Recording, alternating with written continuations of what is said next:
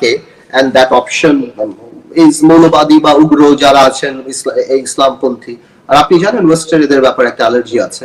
তো এই জন্য এই ডেমনস্ট্রেশন গুলি করার সুযোগ তো সরকারই করে দিয়েছে, কারণ আমরা তো নামতে পারি না, আমরা কখনো নামতে পারি না, মানে কোনো অফিসিয়ালে নামতে পারি না।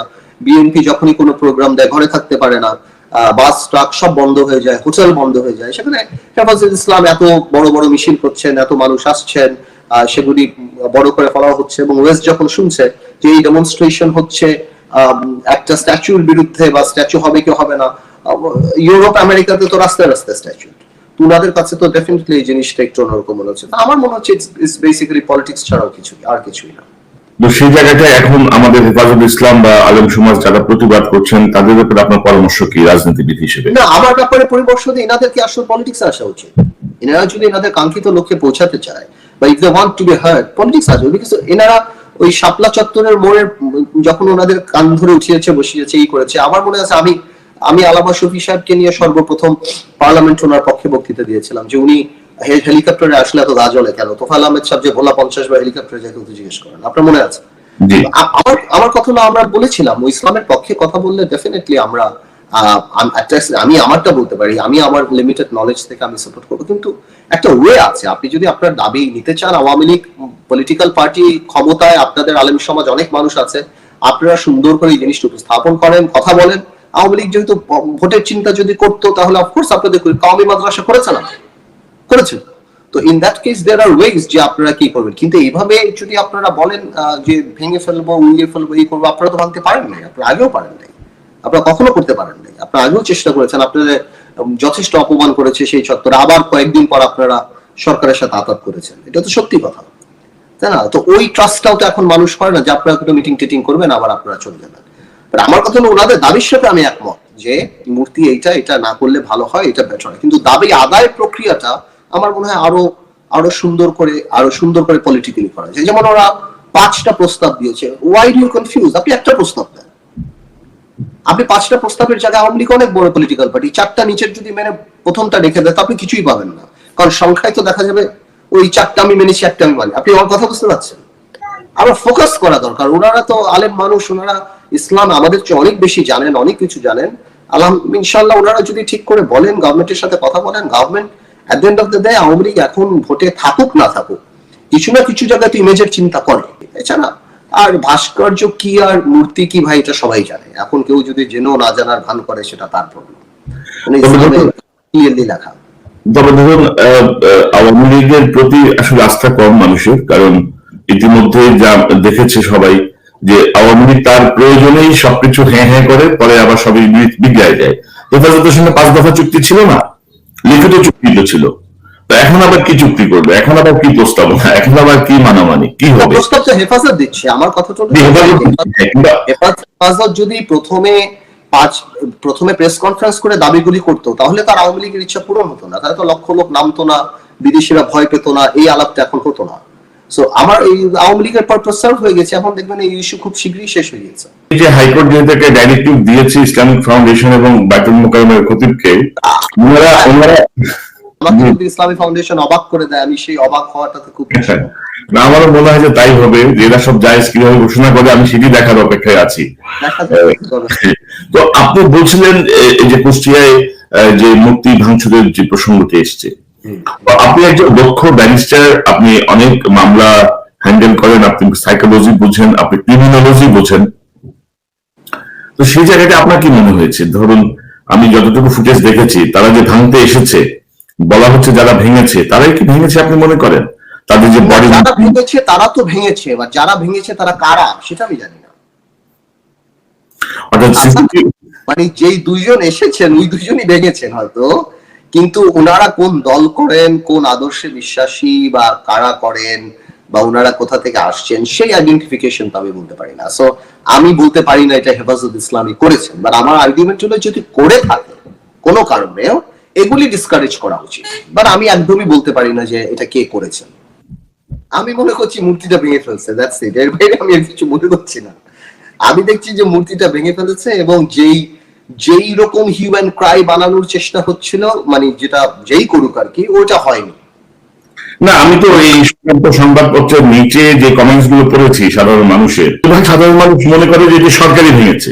আমি সেটাই বলছি যে আমরা তো ওরকম সুইপিং কমেন্ট করতে পারি না যে এটা সরকারি ভেঙেছে। আমরা ওই ডাউটটা দিতে পারি, কারণ আমি তো আর 100% না সরকারের, তবে সরকারের বেনিফিট হয়েছে এই ঘটনাটা, আমি সেটা বলতে পারি। মানে ক্রিমিনোলজি থিওরি অনুযায়ী হু ইজ দ্য বেনিফিশিয়ারি, সরকারের পলিটিক্যাল বেনিফিট সরকারের হয়েছে এই জিনিসটাতে। এতে তো আর কারোই কিছু যায় আসে না। বঙ্গবন্ধুর সারা বাংলাদেশে মূর্তি ভাঙলেও কিছু, বঙ্গবন্ধু ইতিহাসে বঙ্গবন্ধুর জায়গায় থাকবে, এবং যাদের বঙ্গবন্ধুকে সম্মান করার তারা সম্মান করবে, তা ওখানেই থাকবে। সো আমি তাই বলছি যে বেনিফিটটা আমি সবসময় দেখি যে পলিটিক্যাল বেনিফিট, এই হেফাজতের আন্দোলনে কার বেনিফিট হয়েছে, তারপর এই মূর্তি ভাঙাতে কার বেনিফিট হয়েছে, তা এটা দিয়ে মানুষ ঠিক করবে অ্যাকচুয়ালি এটা কে করতে পারে। তো পার্থ ভাই, আপনার একটা বক্তব্য আমরা শুনে আসি বেশ কয়েক বছর আগে জাতীয় সংসদের বক্তব্য, ঠিক 96-এর মতো এক দরবেশ এসে হাজির হলো। মানুষ স্পিকার, এটাকে আইসোলেটেডলি করে দেখলে হবে না। আজ থেকে 3-4 বছর আগে যারা সেলফ ডিক্লেয়ার্ড ব্যাংক্রাপ্ট ছিল, আত্মস্বীকৃত দেউলিয়া, যারা নিউজ পেপারে বলেছিল 700 কোটি টাকা 800 কোটি টাকা লস, যাদের 1000 কোটি টাকা বরং, সেই দরবেশরা এই 2 বছরে ব্যাংকের টাকা শোধ করে আরো 10,000 কোটি টাকার মালিক হয়ে গিয়েছে এই দরবেশ এবং তার সাথে তাদের বিভিন্ন মুরিদ। তো এই যে দরবেশের কথা যেটি আপনি বলছেন, দরবেশ তো টিকেই আছে। দরবেশ তো ধরুন সেই সময় থেকেও টিকে আছে, এখনো টিকে আছে, এখনো চলে যাচ্ছে। বরং আরো কয়েকশো দরবেশের সৃষ্টি হয়েছে, বা কয়েক হাজার দরবেশের সৃষ্টি হয়েছে। দরবেশ বা আপনি যে ব্যক্তি বলেন, কারো বিরুদ্ধে পার্সোনাল আমার কোনো প্রবলেম নেই।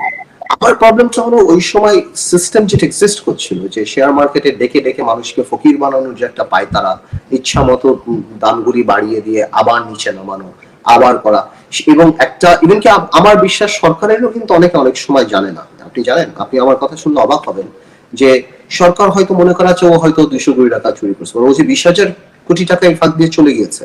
মাঝে মাঝে সরকারও কিন্তু অবাক হয়। যেমন ওই সময় আমি সামিটকে নিয়ে বক্তব্য দিয়েছিলাম, যে সামিট কিন্তু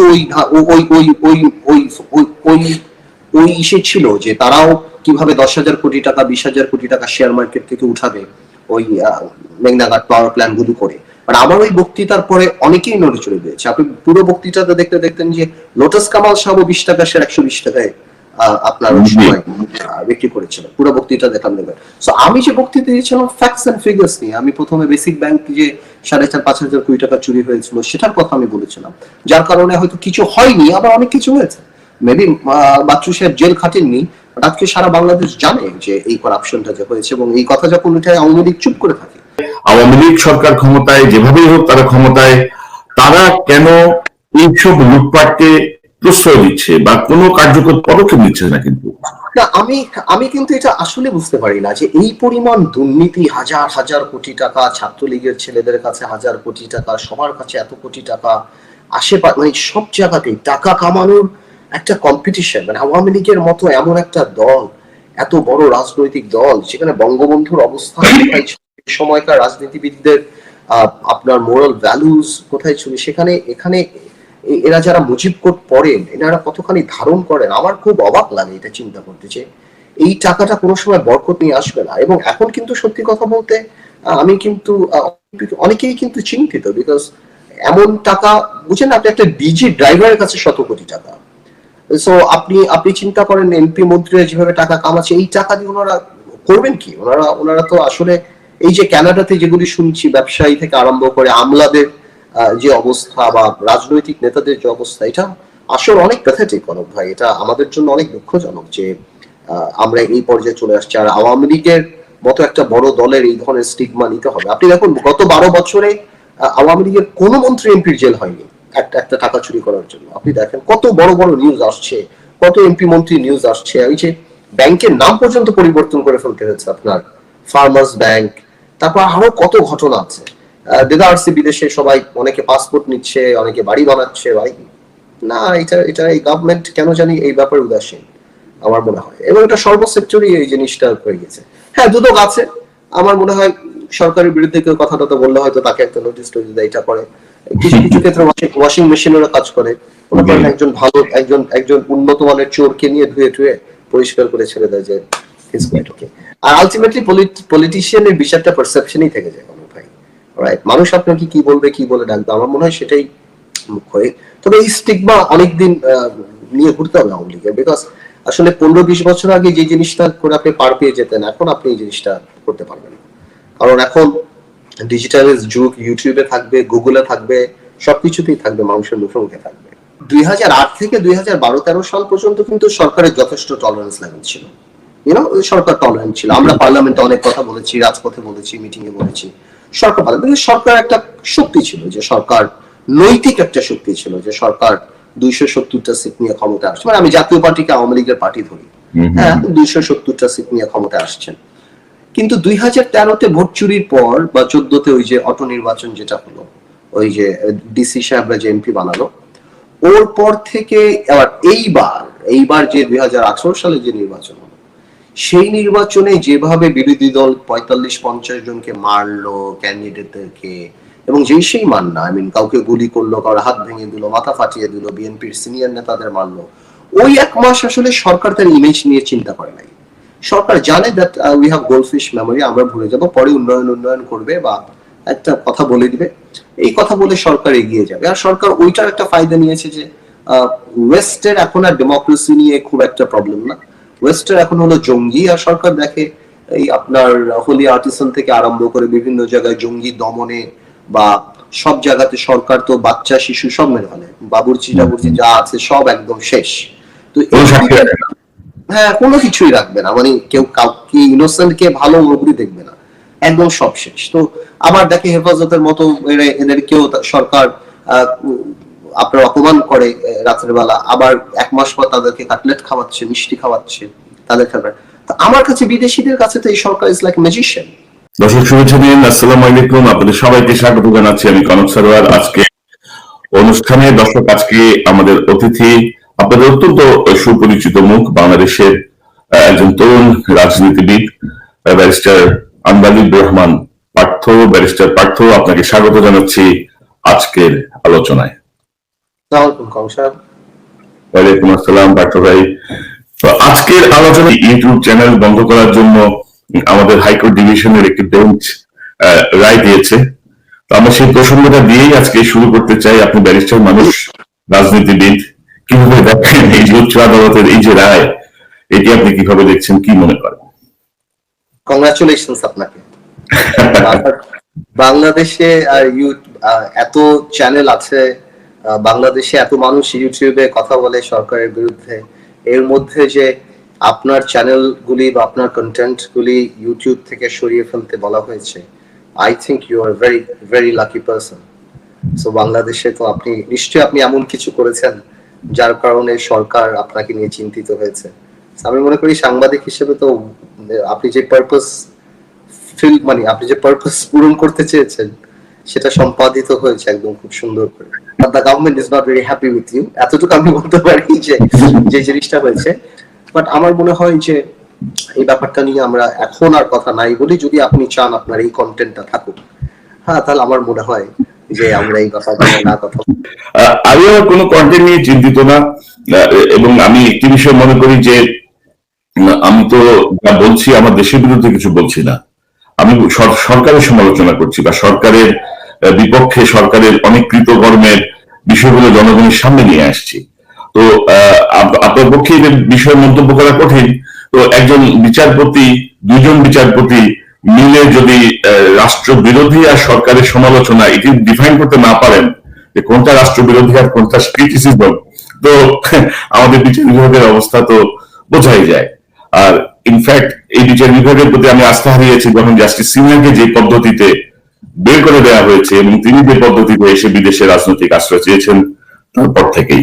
তা আমি বুঝি আপনার অবস্থান, একজন ব্যারিস্টার, একজন রাজনীতিবিদ, বাংলাদেশে এখন খড়গ যে কোনো সময় আপনার উপরে নেমে আসতে পারে। যদিও ক্ষমতাসীন বর্তমান প্রধানমন্ত্রীর বাই ডিফল্ট আপনার আত্মীয়, সেদিক থেকে হয়তো আপনি সুবিধাজনক অবস্থান পেতেও পারেন। বাই ডিফল্ট মানে কি? মানে জন্মসূত্রেই আপনার আত্মীয়, এবং পরে আবার আরো ঘনিষ্ঠ আত্মীয় হয়েছেন। একদিক থেকে আপনার খালা, আরেকদিক থেকে আপনার খালা শাশুড়ি। সো দুই দিক থেকে আপনি একটি সুবিধাজনক অবস্থায় আছেন। আপনার ওই ক্রেডিটও আমাকে দেওয়া উচিত যে আমি যদি এই অবস্থান না নিয়ে ওই দিকের অবস্থানে থাকতাম তাহলে আরো কত ভালো থাকতাম। মানে আজকের যে লোভের দিনে, চুরির দিনে, এবং যে আকাঙ্ক্ষা, বাসনা, অর্থ কামাই করার বা ক্ষমতার দাপট দেখানো, আমি যে স্বেচ্ছায় সেদিকে নেই বা 12 বছর থাকিনি, আপনার সেই ক্রেডিটটাও আমাকে দেওয়া উচিত। জি, আপনি সেদিকে গেলে হয়তো আপনি অর্থবিত্ত প্রতিপত্তি কামাইতে পারতেন, হয়তো মন্ত্রী হতে পারতেন, হয়তো অনেক সুযোগ সুবিধা পেতেন। জনগণ এখনো আপনাকে যে পরিমাণ ভালোবাসে বা ট্রাস্ট করে, সেটি থেকে আপনি আর কিছু লাগবে না। আমি উচ্চ আদালতের আরেকটি বেঞ্চ, বিচারপতি জেবিএম হাসান এবং খায়রুল আলমের সমন্বয়ে গঠিত যে বেঞ্চ, সেই বেঞ্চ ভাস্কর্য বিষয়ে জনমনের বিভ্রান্তি দূর করতে ইসলামিক ফাউন্ডেশনের মহাপরিচালক এবং জাতীয় বাইতুল মোকাররমের খতিবকে তাদের বক্তব্য গণমাধ্যমে প্রচার করার নির্দেশ দিয়েছে। একটা গ্রুপ কিন্তু বলছে যে এগুলো সব জায়েজ, একটা গ্রুপ বলছে যে না, এগুলো না। এই টোটাল বিষয়টা আপনি কিভাবে দেখেন, ইনক্লুডিং দিস জাজমেন্ট? সবচেয়ে বড় ব্যাপারটা হলো কি, যারা এই মূর্তি বা ভাস্কর্য নিয়ে কথা বলছে তাদের মধ্যে একটা গ্রুপ আছেন যে ওনারা নাস্তিক এবং অ্যান্টি ইসলাম। সো অ্যান্টি ইসলাম এবং নাস্তিকরা, আপনি এই গণজাগরণ থেকেই দেখেছেন যে ওই গণজাগরণের উপরে ভর করেও অনেকে, পুরোটা না, তাদের স্পিরিট ছিল রাজাকারদের বিরুদ্ধে, বাট একটা বড় গ্রুপ ছিল যাদের কাজই ছিল ইসলামকে কিভাবে ড্যামেজ করা যায়, এই হুজুরদের বা আলেম সমাজকে কিভাবে অপমান করা যায়, এই একটা প্রয়াস নাস্তিক এবং এন্টি ইসলামদের থাকে। আমি কারো নাম নিব না, এই একটা গ্রুপ আছেন, আপনি জানেন। আচ্ছা, আরেকটা গ্রুপ আছেন, আপনি দেখবেন ওনারা কনফিউজড। কেউ যদি জেনুইনলি বিলিভ করে যে মূর্তি আর ভাস্কর্যের মধ্যে পার্থক্য আছে এবং মূর্তির অবস্থান কি এবং ভাস্কর্যের অবস্থান কি, তাহলে I have all my sympathy. ওনারা যদি চেক করে বা ওনারা যদি খুঁজে বের করতে চায় সেটা অন্য কথা, কিন্তু ওনারা যদি কোনো দলকে খুশি করার জন্য বা রাজনৈতিক পজিশনটা ঠিক করার জন্য এই পদক্ষেপটা নেয়, তাহলে সেই বিচার আল্লাহর উপরে ছেড়ে দেয় বেটার। আর আমি পার্সোনালি মনে করি দুইটা জিনিসই মানা, মূর্তি এবং ভাস্কর্য এবং স্কাল্পচার বা যাই বলেন আপনি, এছাড়া ছবি আঁকা বা যে কোনো জিনিস কি করা, এটা অনেক আগেই সেটেলড। বা আমার অনেক সীমিত জ্ঞান ইসলাম সম্পর্কে, বাট আমি মনে করি যে এই দুটেই মানা করা আছে। কিন্তু এটাও আবার সত্যি কথা যে আমি এটা মানে ইসলামিক পয়েন্ট অফ ভিউ থেকে বলছি যে আপনি এই রাত্রেবেলা মূর্তি ভাঙাটাও কিন্তু আমার কাছে খুব একটা লজিক্যাল না। ইসলাম it gives a negative image. ইসলাম এত উইক না যে আপনি রাত্রেবেলা আপনার ভাঙতে হবে এটা, এবং এই ভাঙার ব্যাপারটাও ঠিক না। আজকে যারা মনে করে, একটা কথা মনে রাখবেন কনক ভাই, আমরা কিন্তু অনেক বড় একটা ক্রাইম ইসলামে কিন্তু সুদ খাওয়া, কিন্তু আমরা কিন্তু ব্যাংক ওপেনিং করি আপনার মিলাদ দিয়ে। হ্যাঁ, এই দেশে সিনেমা হল ওপেনিং হয়, এই দেশে অনেক কিছুই, অনেক আল্লাহর অনেক বড় বড় হারাম এবং মানা করা জিনিস কিন্তু আমরা সামাজিকভাবে গ্রহণ করে নিয়েছি। এটা কিন্তু আপনি অস্বীকার করতে পারবেন না। আপনি সুদের কারখানা ইসলামে আছেন যে আপনার ইবাদত কবুল হওয়ার জন্য আপনার হালাল রুজি ইম্পর্টেন্ট, তো সেখানে আপনি হারাম কামাই দিয়ে যাকাতও হবে না, কিছুই হবে না, বাট আমরা কিন্তু সামাজিকভাবে মেনে নিচ্ছি। তো প্রবলেম চলে, এর মানে এই না যে আমরা কোনো কিছুতে প্রোটেস্ট করতে পারবো না। অফকোর্স মূর্তি বা ভাস্কর্য নিয়ে প্রোটেস্ট করা যেতে পারে, এবং সেই ক্ষেত্রে যারা এটাতে বিশ্বাস করে না ওনাদের আলেম সমাজকে জাজমেন্টাল হয়ে কাউকে তালেবান, রাজাকার এগুলি বলা ঠিক না, বিকজ ওনারা বা আমি সহ আমরা আমাদের বিশ্বাস থেকে কথা বলছি। বাট তার মানে এই না, আমার মনে হয় যে রাতের বেলা এটা ভেঙে ফেলাটাও আমার কাছে লজিক্যাল মনে হয়।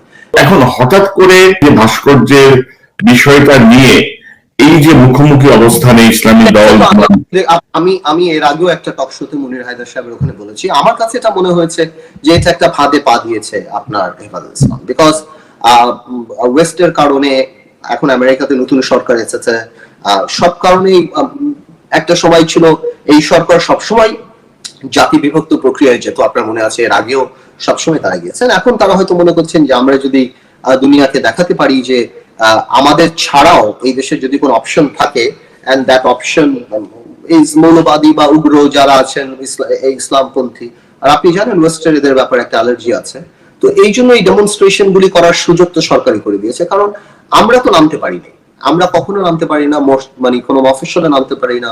বিএনপি যখনই কোনো প্রোগ্রাম দেয় ঘরে থাকতে পারে না, বাস ট্রাক সব বন্ধ হয়ে যায়, হোটেল বন্ধ হয়ে যায়। সেখানে হেফাজত ইসলাম এত বড় বড় মিছিল করছেন, এত মানুষ আসছেন, সেগুলি বড় করে ফেলা হচ্ছে, এবং ওয়েস্ট যখন শুনছে যে এই ডেমনস্ট্রেশন হচ্ছে একটা স্ট্যাচুর বিরুদ্ধে বা স্ট্যাচু হবে কি হবে না, ইউরোপ আমেরিকাতে তো রাস্তায় রাস্তায় স্ট্যাচু, ওনাদের কাছে তো ডেফিনেটলি এই জিনিসটা একটু অন্যরকম মনে হচ্ছে। আমার মনে হচ্ছে ইটস বেসিক্যালি পলিটিক্স ছাড়াও কিছুই, আর কিছুই না। তো সেই জায়গাটায় এখন আমাদের হেফাজত ইসলাম বা আলেম সমাজ যারা প্রতিবাদ করছেন তাদের ব্যাপারে আপনার পরামর্শ কি রাজনীতিবিদ হিসেবে? না, আমার ব্যাপারে পরামর্শ দিয়ে এনাদেরকে আসলে পলিটিক্স আসা উচিত। এনারা যদি এনাদের কাঙ্ক্ষিত লক্ষ্যে পৌঁছাতে চায় বা if they want to be hard, politics আসবে। বিকজ এনারা ওই শাপলা চত্বরের মোড়ের যখন ওনাদের কান ধরে উঠিয়েছে বসিয়েছে এই করেছে, আমার মনে আছে আমি আলামা শফি সাহেবকে নিয়ে সর্বপ্রথম পার্লামেন্ট ওনার পক্ষে বক্তৃতা দিয়েছিলাম যে উনি হেলিকপ্টারে আসলে এত গাজলে কেন, তোফায়েল আহমেদ সাহেব যে ভোলা 50 বার হেলিকপ্টারে যেতে জিজ্ঞেস করেন, আপনার মনে আছে?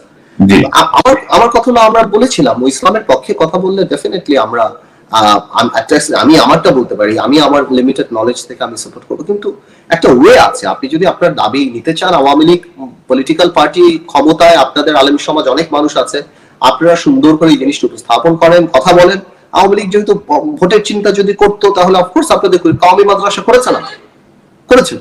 তো in that case there are ways যে আপনারা কি করবেন, কিন্তু এইভাবে যদি আপনারা বলেন যে ভেঙে ফেলবো, উড়িয়ে ফেলবো, এই করবো, আপনারা তো ভাঙতে পারেন নাই, আপনারা আগেও পারেন নাই, আপনারা কখনো করতে পারেন নাই, আপনারা আগেও চেষ্টা করেছেন, আপনাদের যথেষ্ট অপমান করেছে সেই চত্বরে, আবার কয়েকদিন পর আপনারা সরকারের সাথে আঘাত করেছেন, এটা তো সত্যি কথা, তাই না? তো ওই ট্রাস্টটাও তো এখন মানুষ করে না যে আপনারা কোনো মিটিং টিটিং করবেন আবার আপনারা চলে যাবেন।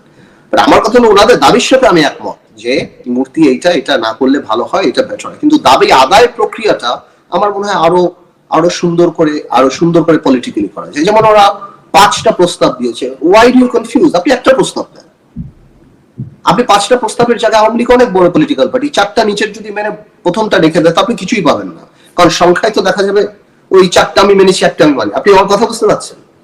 আবার ফোকাস করা দরকার। ওনারা তো আলেম মানুষ, ওনারা ইসলাম আমাদের চেয়ে অনেক বেশি জানেন, অনেক কিছু জানেন।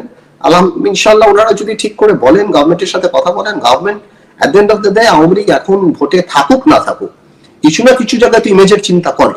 এছাড়া আর ভাস্কর্য কি আর মূর্তি কি ভাই এটা সবাই জানে, এখন কেউ যদি জেনেও না জানার ভান করে সেটা তার প্রবলেম, মানে ইসলামে ক্লিয়ারলি লেখা। তবে ধরুন আওয়ামী লীগের প্রতি আসলে আস্থা কম মানুষের, কারণ ইতিমধ্যে যা দেখেছে সবাই যে আওয়ামী লীগ তার প্রয়োজনেই সবকিছু হ্যাঁ করে, পরে আবার সবই বিগড়ায় যায়। হেফাজতের সঙ্গে 5 দফা চুক্তি ছিল না, লিখিত চুক্তি তো ছিল, তো এখন আবার কি চুক্তি করবে, এখন আবার কি প্রস্তাবনা, এখন আবার কি মানামানি কি হবে? প্রস্তাব তো হেফাজত দিচ্ছে, আমার কথা তো হেফাজত যদি প্রথমে প্রেস কনফারেন্স করে দাবিগুলি করতো তাহলে তার আওয়ামী লীগের ইচ্ছা পূরণ হতো না, তাহলে তো লক্ষ লোক নামতো না, বিদেশিরা ভয় পেত না, এই আলাপটা এখন হতো না। সো আমার এই আওয়ামী লীগের পারপাস সার্ভ হয়ে গেছে, এখন দেখবেন এই ইস্যু খুব শীঘ্রই শেষ হয়ে গেছে। এই যে হাইকোর্ট যেহেতু একটা ডাইরেক্টিভ দিয়েছে ইসলামিক ফাউন্ডেশন এবং বাইতুল মুকাররমের খতিবকে, ওনারা আমাকে যদি ইসলামিক ফাউন্ডেশন অবাক করে দেয়, আমি সেই অবাক হওয়াটাতে খুব খুশি। না, আমারও মনে হয় যে তাই হবে, যে এরা সব জায়েজ কিভাবে ঘোষণা করে আমি সেটি দেখার অপেক্ষায় আছি। তো আপনি বলছিলেন যে কুষ্টিয়ায় যে মূর্তি ভাঙচুরের যে প্রসঙ্গটি এসছে, আপনি একজন দক্ষ ব্যারিস্টার, আপনি অনেক মামলা হ্যান্ডেল করেন, আপনি সাইকোলজি বুঝেন, আপনি ক্রিমিনোলজি বুঝেন, তো সেই জায়গাটা আপনার কি মনে হয়েছে? ধরুন আমি যতটুকু ফুটেজ দেখেছি, তারা যে ভাঙতে এসেছে, বলা হচ্ছে যারা ভেঙেছে তারাই কি ভেঙেছে আপনি মনে করেন? তাদের যে বডি যারা ভেঙেছে তারা তো ভেঙেছে, এবার যারা ভেঙেছে তারা কারা সেটা আমি জানি না। মানে যেই 2 জন এসেছেন ওই 2 জনই ভেঙেছেন হয়তো, কিন্তু ওনারা কোন দল করেন, কোন আদর্শে বিশ্বাসী বা কারা করেন বা ওনারা কোথা থেকে আসছেন সেই আইডেন্টিফিকেশন তো আমি বলতে পারি না। সো আমি বলতে পারি না এটা হেফাজত ইসলামী করেছেন, বাট আমার আর্গুমেন্ট হলো যদি করে থাকে কোনো কারণেও এগুলি ডিসকারেজ করা উচিত, বাট আমি একদমই বলতে পারি না যে এটা কে করেছেন। আমি মনে করছি মূর্তিটা ভেঙে ফেলছে, দ্যাটস ইট, এর বাইরে আমি আর কিছু মনে করছি না। আমি দেখছি যে মূর্তিটা ভেঙে ফেলেছে এবং যেই রকম হিউম্যান ক্রাই বানানোর চেষ্টা হচ্ছিল, মানে যেটা যেই করুক আর কি, ওটা হয়নি। না, আমি তো এই সংবাদপত্রের নিচে যে কমেন্টস গুলো পড়েছি সাধারণ মানুষের, সাধারণ মানুষ মনে করে যে এটি সরকারি ভেঙেছে। আমি সেটাই বলছি যে আমরা তো ওরকম সুইপিং কমেন্ট করতে পারি না যে এটা সরকারি ভেঙেছে, আমরা ওই ডাউটটা দিতে পারি, কারণ আমি তো আর 100% ওটা সরকারের, তবে সরকারের বেনিফিট হয়েছে এই ঘটনাটা, আমি সেটা বলতে পারি। মানে ক্রিমিনোলজি থিওরি অনুযায়ী who is the beneficiary, political benefit সরকারের হয়েছে এই জিনিসটাতে, এতে তো আর কারোই কিছু যায় আসে না। বঙ্গবন্ধুর সারা বাংলাদেশের মূর্তি ভাঙলেও কিছু হবে। বঙ্গবন্ধু ইতিহাসে বঙ্গবন্ধু জায়গায় থাকবে, এবং যাদের বঙ্গবন্ধুকে সম্মান করার তারা সম্মান করবে, তা ওখানেই থাকবে। সো আমি তাই বলছি যে বেনিফিটটা আমি সবসময় দেখি যে পলিটিক্যাল বেনিফিট, এই হেফাজতের আন্দোলনে কার বেনিফিট হয়েছে, তারপর এই মূর্তি ভাঙাতে কার বেনিফিট হয়েছে, তা এটা দিয়ে মানুষ ঠিক করবে অ্যাকচুয়ালি এটা কে করতে পারে। তো পার্থ ভাই, আপনার একটা বক্তব্য আমরা শুনে আসি বেশ কয়েক বছর আগে জাতীয় সংসদের বক্তব্য। ঠিক 96 মতো এক দরবেশ এসে হাজির হলো। মাননীয় স্পিকার, এটাকে আইসোলেটেডলি করে দেখলে হবে না। আজ থেকে 3-4 বছর আগে যারা সেলফ ডিক্লেয়ার্ড ব্যাংক্রাপ্ট ছিল, আত্মস্বীকৃত দেউলিয়া, যারা নিউজ পেপারে বলেছিল 700 কোটি টাকা 800 কোটি টাকা লস, যাদের 1000 কোটি টাকা বরং, সেই দরবেশরা এই 2 বছরে ব্যাংকের টাকা শোধ করে আরো 10,000 কোটি টাকার মালিক হয়ে গিয়েছে। এই দরবেশ এবং তার সাথে তাদের বিভিন্ন মুরিদ। তো এই যে দরবেশের কথা যেটি আপনি বলছেন, দরবেশ তো টিকেই আছে। দরবেশ তো ধরুন সেই সময় থেকেও টিকে আছে, এখনো টিকে আছে, এখনো চলে যাচ্ছে। বরং আরো কয়েকশো দরবেশের সৃষ্টি হয়েছে, বা কয়েক হাজার দরবেশের সৃষ্টি হয়েছে। দরবেশ বা আপনি যে ব্যক্তি বলেন, কারো বিরুদ্ধে পার্সোনাল আমার কোনো প্রবলেম নেই।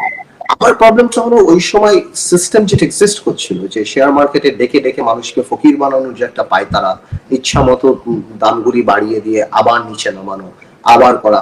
এবং একটা ইভেন কি আমার বিশ্বাস সরকারেরও কিন্তু অনেক সময় জানে না। আপনি জানেন, আপনি আমার কথা শুনলে অবাক হবেন যে সরকার হয়তো মনে করা আছে ও হয়তো 200 কোটি টাকা চুরি করছে, ও যে 20,000 কোটি টাকা এই ফাঁক দিয়ে চলে গিয়েছে।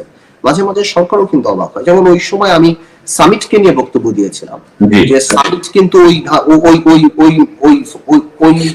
ওই ইসে ছিল যে তারাও কিভাবে 10,000 কোটি টাকা 20,000 কোটি টাকা শেয়ার মার্কেট থেকে উঠাবে ওই মেঘনাঘাট পাওয়ার প্ল্যান্ট গুলো করে। আমার ওই বক্তৃতার পরে অনেকেই নড়ে চড়ে গিয়েছে। আপনি পুরো বক্তৃতাটা দেখতেন যে লোটাস কামাল সাহেব 20 টাকা শেয়ার 120 টাকায় আপনার ওই সময় বিক্রি করেছিল। পুরো বক্তৃতা দেখলাম। সো আমি যে বক্তৃতা দিয়েছিলাম ফ্যাক্টস এন্ড ফিগার্স নিয়ে, আমি প্রথমে বেসিক ব্যাংক যে 4,500-5,000 কোটি টাকা চুরি হয়েছিল সেটার কথা আমি বলেছিলাম, যার কারণে হয়তো কিছু হয়নি, আবার অনেক কিছু হয়েছে।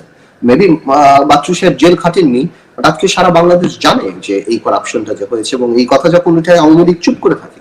আওয়ামী লীগ সরকার ক্ষমতায়, যেভাবেই হোক তারা ক্ষমতায়, তারা কেন এইসব লুটপাটকে প্রশ্রয় দিচ্ছে বা কোনো কার্যকর পদক্ষেপ নিচ্ছে না? কিন্তু না, আমি কিন্তু এটা আসলে বুঝতে পারি না যে এই পরিমাণ দুর্নীতি, হাজার হাজার কোটি টাকা, ছাত্রলীগের ছেলেদের কাছে 1,000 কোটি টাকা, সবার কাছে এত কোটি টাকা, আশেপাশে মানে সব জায়গাতেই টাকা কামানোর একটা কম্পিটিশন। মানে আওয়ামী লীগের মতো এমন একটা দল, এত বড় রাজনৈতিক দল, সেখানে বঙ্গবন্ধুর অবস্থান কোথায় ছিল, সময়কার রাজনীতিবিদদের আপনার মোরাল ভ্যালুজ কোথায় ছিল, এখানে এরা যারা মুজিব কোড পড়েন, এনারা কতখানি ধারণ করেন। আমার খুব অবাক লাগে এটা চিন্তা করতে, যে এই টাকাটা কোনো সময় বরকত নিয়ে আসবে না। এবং এখন কিন্তু সত্যি কথা বলতে আমি কিন্তু অনেকেই কিন্তু চিন্তিত, বিকজ এমন টাকা, বুঝেন, আপনি একটা ডিজি ড্রাইভারের কাছে 100 কোটি টাকা। সো আপনি চিন্তা করেন এমপি মন্ত্রীরা যেভাবে টাকা কামাচ্ছে, এই টাকা দিয়ে ওনারা করবেন কি? ওনারা তো আসলে এই যে কানাডাতে যেগুলি শুনছি, ব্যবসায়ী থেকে আরম্ভ করে আমলাদের যে অবস্থা বা রাজনৈতিক নেতাদের যে অবস্থা, এটা আসলে অনেক প্যাথেটিক অনেক ভাই। এটা আমাদের জন্য অনেক দুঃখজনক যে আমরা এই পর্যায়ে চলে আসছি। আর আওয়ামী লীগের মতো একটা বড় দলের এই ধরনের স্টিগমা নিতে হবে। আপনি দেখুন, গত 12 বছরে আওয়ামী লীগের কোন মন্ত্রী এমপির জেল হয়নি একটা টাকা চুরি করার জন্য। আপনি দেখেন কত বড় বড় নিউজ আসছে, কত এমপি মন্ত্রী নিউজ আসছে। ওই যে ব্যাংকের নাম পর্যন্ত পরিবর্তন করে ফেলতে হয়েছে, আপনার ফার্মার্স ব্যাংক, তারপর আরো কত ঘটনা আছে। দেদারসি বিদেশে সবাই, অনেকে পাসপোর্ট নিচ্ছে, অনেকে বাড়ি বানাচ্ছে। ভাই না, এটা এই গভর্নমেন্ট কেন জানি এই ব্যাপারে উদাসীন আমার মনে হয়, এবং এটা সর্বসেক্টরই এই জিনিসটা হয়ে গেছে। হ্যাঁ, দুদক আছে, আমার মনে হয় সরকারের বিরুদ্ধে কেউ কথাটা তো বললে হয়তো তাকে একটা নোটিশ টোটিস দেয়, এটা করে। কিছু কিছু ক্ষেত্রে ওয়াশিং মেশিনেরও কাজ করে। একজন ভালো একজন উন্নত মানের চোরকে নিয়ে ধুয়ে পরিষ্কার করে ছেড়ে দেয়, যে আর আলটিমেটলি পলিটিশিয়ানের বিচারটা পারসেপশনই থেকে যায় ভাই। রাইট, মানুষ আপনাকে কি বলবে, কি বলে ডাকবে, আমার মনে হয় সেটাই মুখ্য। তবে এই স্টিগমা অনেকদিন নিয়ে ঘুরতে হবে আওয়ামী লীগের, বিকজ আসলে 15-20 বছর আগে যে জিনিসটা করে আপনি পার পেয়ে যেতেন, এখন আপনি এই জিনিসটা করতে পারবেন না। কারণ এখন ডিজিটাল যুগ, ইউটিউবে থাকবে, গুগলে থাকবে, সবকিছুতেই থাকবে, মানুষের মুখে মুখে থাকবে। 2008 থেকে 2012-13 সাল পর্যন্ত কিন্তু সরকারের যথেষ্ট টলারেন্স লেভেল ছিল। সরকার টলারেন্ট ছিল। আমরা পার্লামেন্টে অনেক কথা বলেছি, রাজপথে বলেছি, মিটিং এ বলেছি। সরকার একটা শক্তি ছিল, যে সরকার নৈতিক একটা শক্তি ছিল যে সরকার 270টা সিট নিয়ে ক্ষমতা আসছে, মানে আমি জাতীয় পার্টিকে আওয়ামী লীগের পার্টি ধরি, হ্যাঁ 270টা সিট নিয়ে ক্ষমতা আসছেন। কিন্তু 2013-তে ভোট চুরির পর বা 14-তে ওই যে অটো নির্বাচন যেটা হলো, ওই যে ডিসি সাহেবরা যে এমপি বানালো, ওর পর থেকে আবার এইবার যে 2018 সালে যে নির্বাচন হলো, সেই নির্বাচনে যেভাবে বিরোধী দল 45-50 জনকে মারলো, ক্যান্ডিডেটদেরকে, এবং সেই মান্না, কাউকে গুলি করলো, কারোর হাত ভেঙে দিল, মাথা ফাটিয়ে দিল, বিএনপির সিনিয়র নেতাদের মারলো, ওই এক মাস আসলে সরকার তার ইমেজ নিয়ে চিন্তা করে নাই। সরকার জানে that we have goldfish memory, আমরা ভুলে যাব, পরে উন্নয়ন করবে বা একটা কথা বলে দিবে, এই কথা বলে সরকার এগিয়ে যাবে। আর সরকার ওইটার একটা ফায়দা নিয়েছে যে ওয়েস্টের এখন আর ডেমোক্রেসি নিয়ে খুব একটা প্রবলেম না, ওয়েস্টের এখন হলো জঙ্গি, আর সরকার দেখে এই আপনার হোলি আর্টিসান থেকে আরম্ভ করে বিভিন্ন জায়গায় জঙ্গি দমনে বা সব জায়গাতে সরকার তো বাচ্চা শিশু সব মেরে ফেলে, বাবুর্চি টাবুর্চি যা আছে সব একদম শেষ। তো হ্যাঁ, কোনো কিছুই রাখবে না, মানে কেউ কাউকে ইনোসেন্ট কে ভালো অবধি দেখবে না, একদম সব শেষ। তো আবার দেখে হেফাজতের মতো এদেরকেও সরকার আপনার অপমান করে রাতের বেলা, আবার এক মাস পর তাদেরকে কাটলেট খাওয়াচ্ছে, মিষ্টি খাওয়াচ্ছে, তাদের খাবার। তো আমার কাছে বিদেশিদের কাছে তো এই সরকার ইজ লাইক ম্যাজিশিয়ান, যে এত সুন্দর করে তোকে হ্যান্ডেল করতে পারে না। ডেমোক্রেসি নিয়ে বাইরে এখন আর তত চিন্তা করে না। আর বাংলাদেশের মানুষরাও আমার মনে হয় হ্যাঁ আপসেট ভোট দিতে পারে না, যার বয়স আজকে 32 সেও জীবনে একটা ভোট দেয়নি, দেখা যাচ্ছে যার 30-32 বছর বয়স হয়েছে। আমি জানি আপসেট, বাট এখন তো মানুষ অনেক ব্যস্ত হয়ে গিয়েছে, বা বিএনপিও তার কাঙ্ক্ষিত লক্ষ্যে পৌঁছাতে পারে নাই, এই কারণে মানুষও তত, এখন দেখবেন আপনি ফেসবুকে বিএনপিরও মানুষ সমালোচনা করে, আমাদেরও সমালোচনা করে মানুষ। বিএনপি ওই আগের থিওরিতে যাচ্ছিল, এই কারণে বারবার যখন শুনেন এমনি আমরা উদীয়মান সূর্যের সাথে থাকতে পছন্দ করি। এটা আমাদের একটা চরিত্র, আমাদের একটা আমরা যে জিতে আমরা